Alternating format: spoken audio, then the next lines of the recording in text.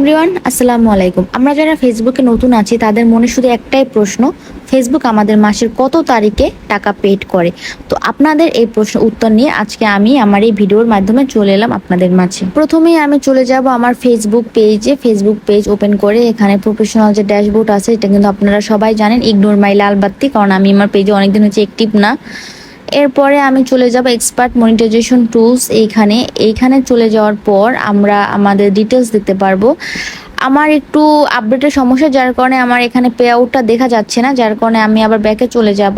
Update কিন্তু Facebook কিন্তু নিত্য নতুন অনেক আপডেট দেয়, এগুলো নিয়ে ঘাবড়ালে কিন্তু চলবে না। আবার ব্যাগে চলে এসে এখানে কিন্তু পে আউটস দেখতে পাচ্ছি, আমি পে আউটসে আমি ক্লিক করব।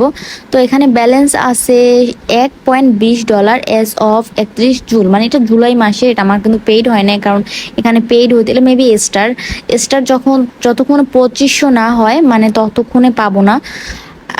এটা আমার যে আগস্ট মাসের পেমেন্ট আছে সেটা কিন্তু এখানে এখন অ্যাড হয় না, অ্যাড হবে আরও কয়েকদিন পরে।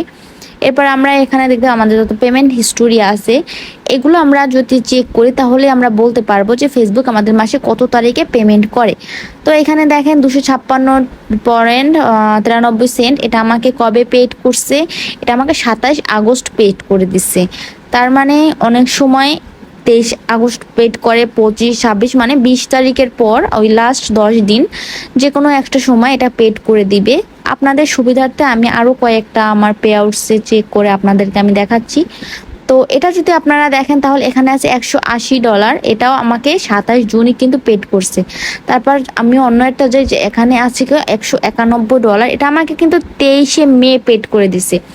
তার মানে বুঝতে হবে যে ফেসবুক কোনো নির্দিষ্ট টাইম নেই যে এই টাইমে আমাকে পেমেন্ট করবে।